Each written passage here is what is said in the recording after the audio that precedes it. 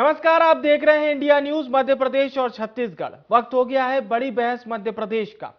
रामनवमी के दिन इंदौर में हुए हादसे की देश भर में चर्चा हो रही है। दरअसल इंदौर के पटेल नगर के बेलेश्वर महादेव झूलेलाल मंदिर में बड़ी संख्या में श्रद्धालु पहुंचे थे।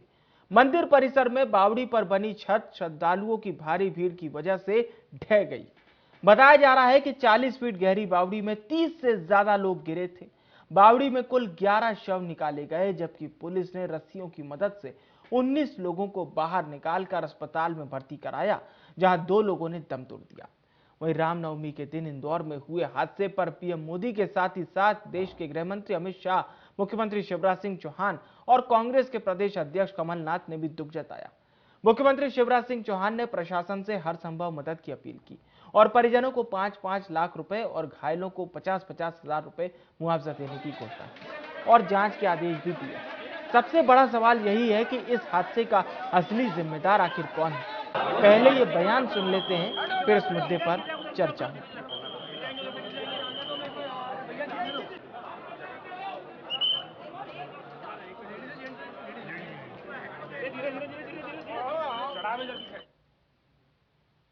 मैंने घटना की जांच के निर्देश दिए हैं।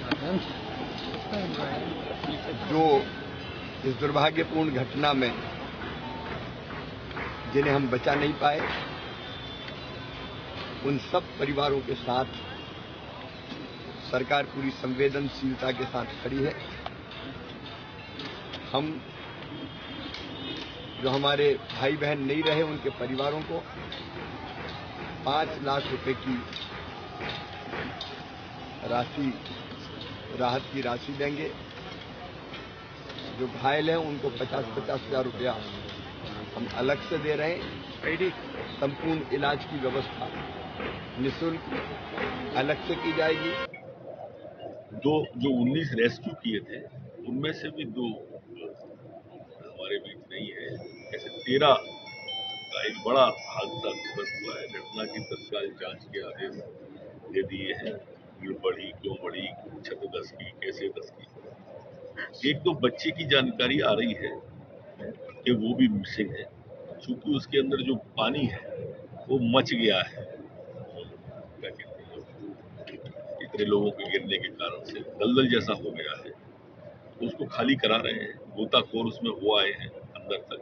अभी और कोई नहीं है, फिर भी चूंकि पानी मचा हुआ है, इसलिए अब उसको खाली करने की तैयारी चल रही है। अभी तक जो ये रेस्क्यू ऑपरेशन चल रहा था, इसमें 19 लोगों को रेस्क्यू किया जा चुका है और अभी तक 4 डेड बॉडीज़ निकाली जा चुकी हैं। लगभग जो अभी प्रत्यक्षदर्शियों ने बताया है उसके अनुसार 30-35 लोगों के बीच की ये संख्या रही है।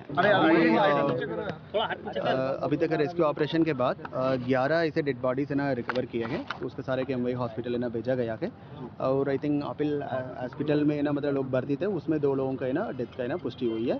तो इसको और हम लोगों के ना मतलब है ना डिटेल है ना जानकारी लेकर आपको बात करेंगे। अभी तक ये जानकारी है। तो शासन प्रशासन को आपने सुना। इंडिया न्यूज ने पूरे दिन पल पल की अपडेट आप तक पहुंचाई थी। लगातार लाइव रिपोर्ट हमारे संवाददाता इफ्तियाज शेख ने की थी। अब आपको दिखाते हैं किस तरह से उन्होंने मौके का जायजा लिया था। मंदिर के बाहर में इस वक्त मौजूद हूं, जहां पर के हादसा हुआ है। 50 फीट गहरा कुआं था, जिसकी दीवार धंस जाने से 25 लोग उस कुएं के अंदर डूब गए थे। अब तक जो इनपुट्स मिल रहे हैं वो ये है कि 5 लोगों को फिलहाल रेस्क्यू किया जा चुका है और अभी फिलहाल ये फिगर 7 का हो चुका है। और साथ ही साथ अभी आप देख रहे हैं कि यहाँ एम्बुलेंस के अंदर कुछ और लोगों को लाया जा रहा है। रेस्क्यू ऑपरेशन फुल स्विंग में लगातार चल रहा है। पीछे ये मंदिर के प्रीमाइसेस की तरफ अगर हम तस्वीरें देखते हैं, एनडीआरएफ की टीम पहुंच चुकी है। यहां पर प्रशासनिक अमला, फायर ब्रिगेड की टीम पहुंच चुकी है। मुख्यमंत्री शिवराज सिंह चौहान ने रेस्क्यू ऑपरेशन को तेज करने के लिए निर्देश दिए हैं।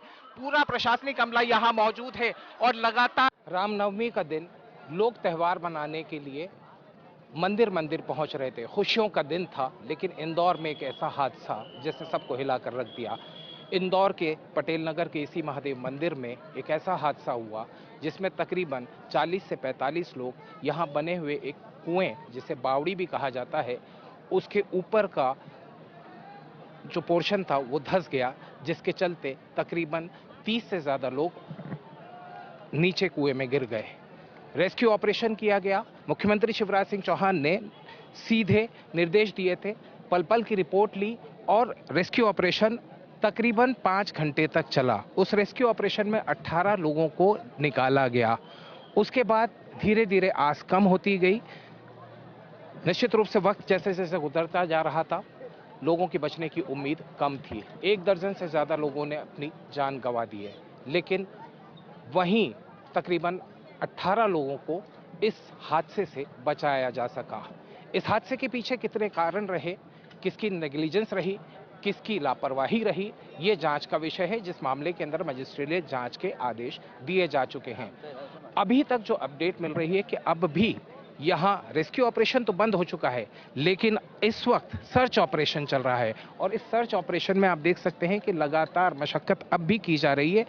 उस कुएं का पानी पूरी तरीके से ड्रेन आउट करके बाहर निकाला जा रहा है, ताकि ये पूरा पानी निकलने के बाद में यदि इसमें किसी और के फंसे होने की संभावना हो तो उन्हें भी निकाला जा सके। डेथ टोल फिगर सामने आ चुके हैं। इस आंकड़े में इजाफा होने की गुंजाइश बताई जा रही है। परिजन जो कि अपने लोगों को ढूंढ रहे थे, कहीं ना कहीं इस पूरी जगह पर मातम सा पसरा है। लोगों के चेहरे उतरे हुए हैं। लोग इस जद्दोजहद, इस पशोपेश में हैं कि जो लोग अब भी नहीं मिल रहे हैं, शायद उनकी कोई उम्मीद हो। मुख्यमंत्री शिवराज सिंह चौहान की तरफ से सभी मृतक के परिजनों को 5-5 लाख रुपए का मुआवजा देने की बात की गई है। साथ ही साथ जितने घायल हैं उनका इलाज सरकार के द्वारा किया जाएगा। इस मामले में अब जांच होगी, लेकिन अब भी ये रेस्क्यू ऑपरेशन के बाद सर्च ऑपरेशन जारी है। वीरेन के साथ मैं तियाब शेख, इंडिया न्यूज, इंदौर। तो लगातार इंडिया न्यूज ने अपने दर्शकों तक पल पल की अपडेट पहुंचाई थी। ग्राउंड जीरो से सबसे पहले इंडिया न्यूज ने दिखाया था किस तरह से वहां पर हादसा हुआ और पल पल की अपडेट। अब हम चर्चा शुरू करते हैं। 2 खास मेहमान हमारे साथ जुड़ चुके हैं। कांग्रेस पार्टी से प्रवक्ता नीलाभ शुक्ला जी और जेपी मूलचंदानी जी भारतीय जनता पार्टी से प्रवक्ता हैं। जेपी जी, नीलाभ जी, आप दोनों का बहुत स्वागत है। अक्सर जब हम आप लोगों से चर्चा करते हैं तो सियासी बातें ज़्यादा होती है, किसी नेता का वार होता है, पलटवार होता है, लेकिन आज बात ऐसी है कि जिस पर आपको, हमें, हम सभी को सोचना है कि पुराने हादसों से हम क्यों सबक नहीं ले रहे हैं। अब देखिए, रिपोर्ट सामने आएगी, रिपोर्ट में सब कुछ क्लियर होगा और उसके बाद जो कोई दोषी होगा उस पर कार्रवाई भी होगी। लेकिन हादसे इस तरह के होते रहते हैं। चर्चा की शुरुआत नीलाभ जी आपसे, लेकिन हम इन हादसों पर नियंत्रण क्यों नहीं कर पा रहे, नियंत्रण क्यों नहीं लगा पा रहे हैं, सीख क्यों नहीं पा रहे हादसों से? हादसा है ये, तो मतलब ये कहना चाहिए कि इस पर राजनीति करना बिल्कुल भी शोभनीय नहीं होगा और हम इस पर राजनीति करना भी नहीं चाहते। इतनी बड़ी दुर्घटना हुई है तो कुछ ना कुछ सवाल जो जहन में आते हैं वो कुछ ना कुछ जायज होता है। देखिए, हमारे देश में परंपरा है, कई मंदिरों में कुंड और बावड़ियां और कुएं होते हैं। तो क्या होता है, अमूमन जो बावड़ियां रहती है उनके चारों ओर या तो दीवार बना दी जाती है या उस पर लोहे की जाली लगा दी जाए सुरक्षा की दृष्टि है, ताकि लोग उसमें दुर्घटना का शिकार नहीं हो। या जो बावड़ियां चालू रहती है उसमें सीढ़ियां रहती है, तो बाकायदा उसमें एक सुरक्षा के साथ आदमी जाता आता रहता है। लेकिन ऐसा पहली बार देखने में आया कि किसी बावड़ी के ऊपर छत का निर्माण कर दिया गया है और वहां पर जो भक्त बैठे हैं, कोई पूजा कर रहा है, कोई हवन कर रहा है, कोई प्रार्थना कर रहा है, कोई दीपक जला रहा है, नवरात्र का अंतिम दिन है, उन्हें यही नहीं पता कि हम मौत के कुएं पर बैठे।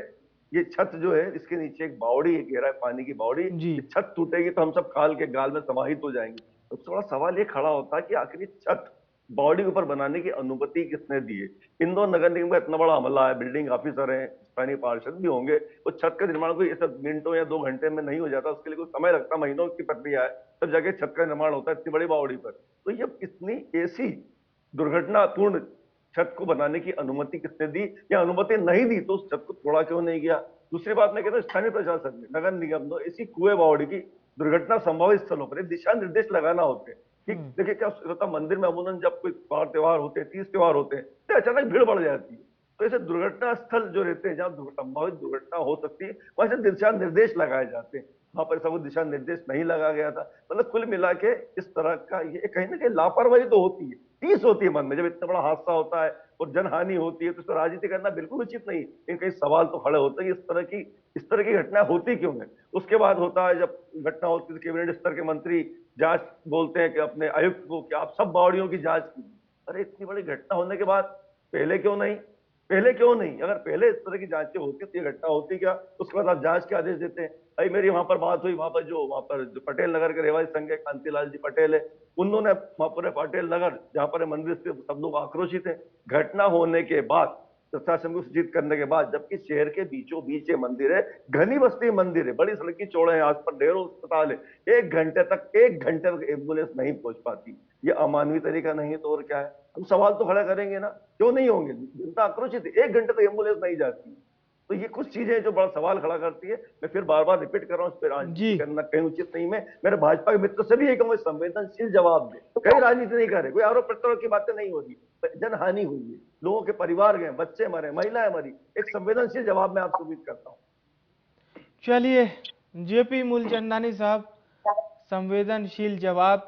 हालांकि नीलाभ जी भी इस बात को कह रहे हैं कि इस विषय पर राजनीति करना अच्छा नहीं होगा।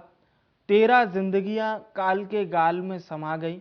और थोड़ा समय अगर हम पीछे चले तो ऐसा ही एक हादसा हमने विदिशा के गंज बासोदा में भी देखा था, जहां पर किस तरह से कुएं की मेड़ टूट गई और उसके बाद कितने लोग कुएं में समा गए थे।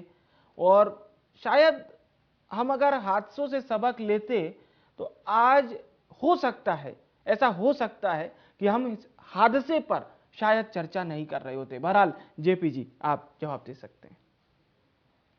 नहीं, देखिए, जो आज इंदौर में पटेल नगर में एक घटना हुई है, ये हादसा हुआ है, बड़ा दुर्भाग्यपूर्ण है और दुखद है।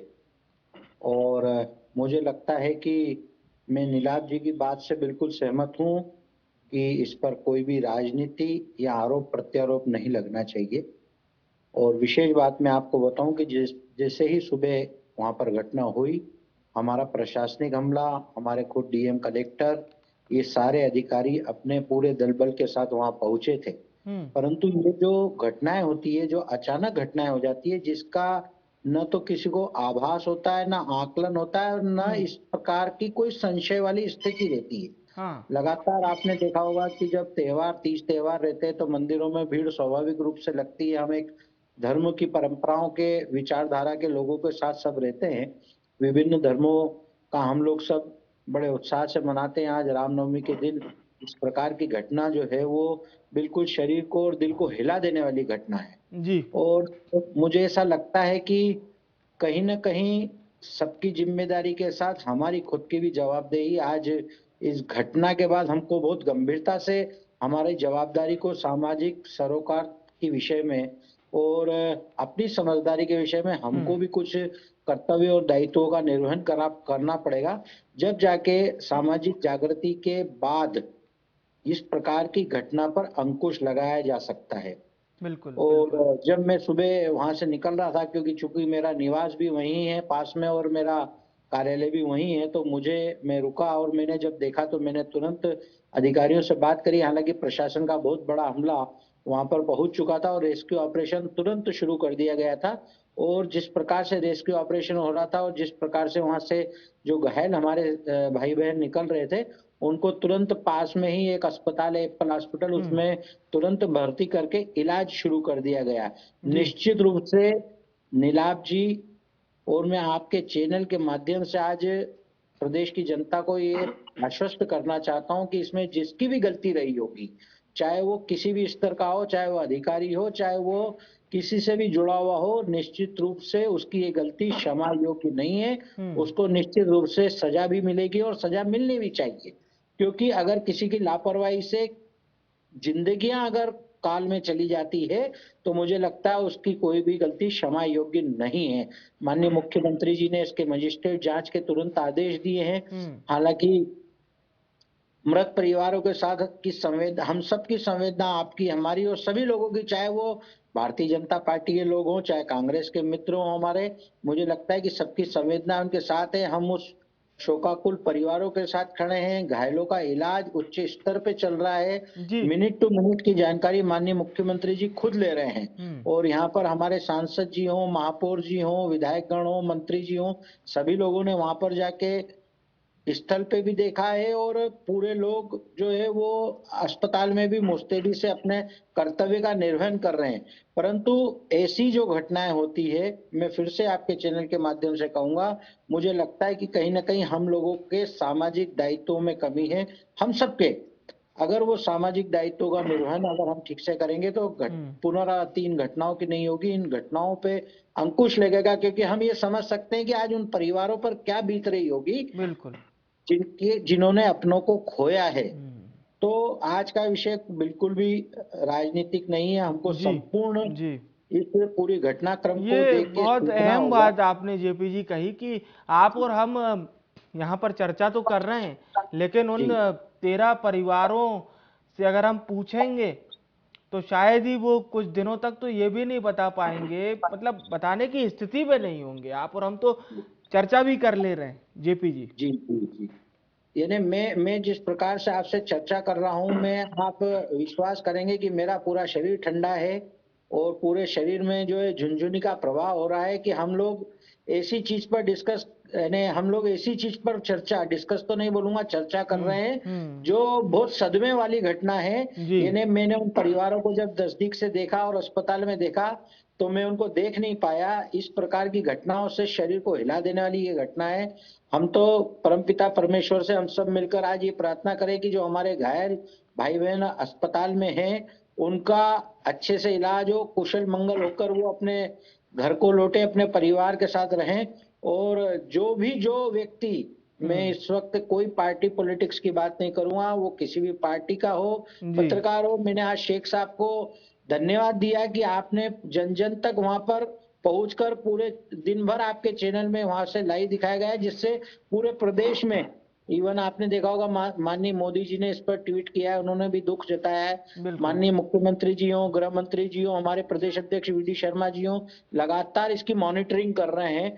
परंतु निश्चित रूप से इन चीजों की पुनरावृत्ति नहीं हो, इसको लेकर एक सामाजिक बैठकों में हमें जन चेतना अभियान चलाने की जरूरत है। और हमारा प्रशासनिक अमला की जहां तक बात है तो हमारा पूरा प्रशासन, कलेक्टर साहब, उनके सारे एसडीएम्स, पुलिस प्रशासन के लोग, अधिकारी, सारे लोग अभी मौके पे सुबह से हैं और अभी भी वहां पर सर्चिंग चल रही है। रेस्क्यू ऑपरेशन के बाद वहां सर्चिंग भी चल रही है कि जो लोग मिसिंग हैं उनको किसी भी तरीके से, पर चूंकि वहां की परिस्थिति ऐसी है कि वहां जैसा गृह मंत्री जी ने बताया कि पूरा दलदल सा हो गया है, पानी को बाहर निकालने की आवश्यकता है, तो वो पूरा सर्चिंग और रेस्क्यू चल रहा है। परंतु ये बहुत हृदय विदारक घटना है और हम तो ईश्वर से प्रार्थना करेंगे इन घटनाओं को ऐसा आशीर्वाद दे कि ये घटनाएं वापस न हो और हम सब मिलकर आज उन दुखी परिवारों के साथ कंधे से कंधा मिलाकर खड़े। चलिए, अच्छी बात है। नीलाभ जी, जैसा कि आप कह रहे थे कि तकरीबन आधा से 1 घंटा लेट एम्बुलेंस वहां पहुंचती है, तो क्या मतलब जो बात तत्परता की जेपी जी ने बता दी, जिस तत्परता से, और उन्होंने वर्णन भी किया कि वो वहां से निकल रहे थे, उसके बाद उन्होंने प्रशासनिक अधिकारियों से भी इसको लेकर चर्चा की थी, लेकिन आप कह रहे हैं कि लेट से एम्बुलेंस पहुंची। वहाँ के जो कांतिलाल पटेल साहब हैं, वहाँ पे पटेल नगर के अध्यक्ष, उनसे सबसे कांग्रेस जन भी वहां पहुंचे थे। कमलनाथ जी के निर्देश थे कि ऐसी आपदाई घड़ी में तक कांग्रेस नेता वहां पर पहुंचे और जो अपने से हो सके उसकी मदद करें, पीड़ितों का साथ दें। लेकिन वहां पर सब में आक्रोश था कि 1 घंटे तक एम्बुलेंस नहीं पहुंची। निश्चित रूप से असंवेदनशील रवैया है उन पर, उस पर जवाबदेही तय होना पड़ेगी। एक ऐसी फर्श जिसमें उन्हें पता नहीं कि उसके नीचे बावड़ी है, ये इस फर्श का निर्माण कैसे हुआ, ये एक बड़ा सवाल है। मैं मूलचंदानी भी इस बात से सहमत होंगे, जिसमें जवाबदेही तय होना चाहिए कि ऐसा निर्माण, देखिए ये दुर्घटना ये दुर्घटना में देखिए मजिस्ट्रेट जांच मेरी के बात आदेश दिए माननीय मुख्यमंत्री जी ने। ये दुर्घटना कलेक्टर मेरी बात साहब ने उस पर मुलचंदानी आदेश मेरी किसी बात भी जारी करें। मेरी जो बात आप बोल रहे हैं मैं आपकी बात से पूर्ण रूप से सहमत हूँ, मैं आपकी बात का समर्थन करता हूँ। देखिए नीलाभ जी की बात को, किसी ने गलती करी हो, चाहे ठीक है अधिकारी हो, जेपी जी, वही नीलाभ जी की बात को सुन लेते हैं। हो, किसी भी पार्टी से जुड़ा जी हुआ हो, यही मैं आपसे निवेदन इस काम के लिए कोई क्षमा योग्य नहीं है। इसलिए माननीय मुख्यमंत्री ने, हमारे मुख्यमंत्री जी बेहद संवेदनशील है, आपने देखा होगा उन्होंने तत्काल मजिस्ट्रेट जांच के आदेश दिए और कलेक्टर साहब ने उसके आदेश भी जारी कर दिए। और मैं आपको नहीं, मैं इस चैनल के माध्यम से पूरी प्रदेश की जनता को आश्वस्त करता हूं कि किसी को भी दोषियों को बख्शा नहीं जाएगा, वो चाहे कोई भी हो। चलिए ठीक है, शुक्ला जी जो करते था दुर्घटना को आमंत्रण देने वाला करता था, ठीक है। अब अच्छा अभी भी उस मंदिर में निर्माण हो रहा है, खुदाई हो रही, उसकी भी जांच होना चाहिए। आखिर कौन सा बिल्डिंग ऑफिसर था जिसके निरीक्षण में कार्य हो रहा था? ऐसी भी आशंका व्यक्त की जा रही, ऐसी भी आशंका, मेरी बात होने दीजिए पूरी मूलचंदानी बात सुनिए, उनकी बात पूरी हो जाने दीजिए, खुदाई हो रही थी, उनकी बात भी पूरी हो जाने दीजिए, बोलिए। चल रहा था वहां पर, खुदाई वहां चल रही थी, उससे भी ये बावड़ी धस सकती है, इस पर आशंका व्यक्त की जा रही, उसकी भी जांच होना चाहिए। और इस तरह की घटना की कहीं पुनरावृत्ति नहीं हो, पूरे शहर के अंदर एक एक मंदिर में ऐसी कोई चीज हो, जांच बावड़ी हो, कुआं हो या दुर्घटना संभावित जगह हो, उस पर दिशा निर्देश लगाए जाए, सुरक्षा का पूर्ण इंतजाम किया जाए। जो 30 द्वार पे अचानक भीड़ बढ़ती है, उससे भीड़ अनियंत्रित हो जाती है, मैं सहमत हूं इस बात तो, लेकिन सुरक्षा के पुख्ता इंतजाम होना चाहिए। आग जलने पे आग लगने पे कुआं खोदने वाली बात नहीं हो कि सांप निकलेगा लाठी पीट रहा, ऐसा नहीं हो, पहले से पूर्व इंतजाम हो ताकि इस तरह की घटनाओं की पुनरावृत्ति न हो, जनहानि न हो, इस तरह के हादसों का हमें सामना न करना पड़े। ये अहम बात नीलाभ जी आपने कही है, वाकई सारगर्भित बात है। जेपी जी आप कुछ कहना चाह रहे थे, अपनी बात कंप्लीट कीजिए। निश्चित रूप से मैंने यही नीलाभ जी को बोला कि मैं आपकी बात से पूर्ण रूप से सहमत हूं, इसीलिए हमारे माननीय मुख्यमंत्री जी काफी संवेदनशील मुख्यमंत्री हैं और इन बातों को वो तत्काल उस पे रिएक्शन पे एक्शन देते हैं। आपने देखा होगा उन्होंने बड़ी सख्ती से तुरंत दोपहर में ही मजिस्ट्रेट जांच के आदेश दे दिए, माननीय कलेक्टर साहब ने उसके आदेश दे दिए और उस पूरी घटना के साथ साथ उस पूरे जो एरिया है उसकी पूरी जांच होगी। चलिए ठीक है, और जांच में जो दोषी पाया जाएगा उसको निश्चित रूप से सजा मिलेगी। शुक्ला साहब आपकी अंतिम प्रतिक्रिया। नीलाभ जी, ये घटनाएं जो होती है कोई इसकी, ठीक है मूलचंदानी साहब, हम शुक्ला साहब से अंतिम प्रतिक्रिया ले रहे हैं जी। आपकी एक ओवरऑल अंतिम प्रतिक्रिया इस पूरे हादसे को लेकर। जी शुक्ला साहब। शुक्ला साहब मेरी आवाज आप तक अगर पहुंच रही है तो आप अंतिम प्रतिक्रिया दे सकते हैं। मेरी यही निवेदन है कि हम ऐसी व्यवस्थाएं रखें, सुरक्षा का इंतजाम रखें और दुर्घटना संभावित क्षेत्र में जो बावड़ी हो, कुआं हो, कहीं भी ऐसी चीजें हो, बालकनी हो, छज्जा हो, अगर वहां दुर्घटना संभावित क्षेत्र है वहां दिशा निर्देश लगाए जाए, सुरक्षा का इंतजाम किया जाए ताकि इस तरह की दुर्घटनाएं दोबारा नहीं हो, जनहानि नहीं हो, लोगों को अपने प्राणों को नहीं खोना पड़े। इस तरह की जांच हर मंदिर में हर जगह की जाए। बिल्कुल सर, बहुत बहुत अच्छी बात आपने कही है। मूलचंदानी साहब आपकी अंतिम प्रतिक्रिया। निश्चित रूप से ये जो आज की घटना है वो हमको सबक देखने वाली घटना है और ये चूंकि घटना अचानक और हादसा है जो कहीं भी और किसी भी वक्त कैसे भी हो सकता है, निश्चित रूप से सुरक्षा करना हम सबकी जवाबदारी, एक सामूहिक हमारी जवाबदारी है। परंतु जो ये घटना हुई है ये हृदय विदारक घटना है, दुखद घटना है, दुर्भाग्यपूर्ण घटना है। चलिए बिल्कुल सही आपने कहा सर, समय की कमी के चलते आप दोनों को यहीं रोकना चाह रहा हूं। बहुत बहुत शुक्रिया आप दोनों मेहमानों का हमारे साथ चर्चा में जुड़ने के लिए। तो क्या हादसे बताकर होते हैं? ऐसा तो बिल्कुल भी नहीं है, लेकिन हमेशा यही कहा जाता है कि हादसों से हमें सीखना चाहिए। पुराने हादसों से यदि हमने सीखा होता तो शायद आज का ये हादसा नहीं होता। हालांकि हम लोग कहते हैं कि हमेशा होनी के ही वशीभूत सारी बातों को टाल देते हैं, लेकिन क्या वाकई में अगर हम सजगता दिखाते तो इस हादसे को रोका जा सकता था? ये सवाल आपके लिए छोड़ के जा रहे हैं। बड़ी बहस में फिलहाल के लिए इतना ही। मुझे आने विवेक को दीजिए इजाजत। नमस्कार।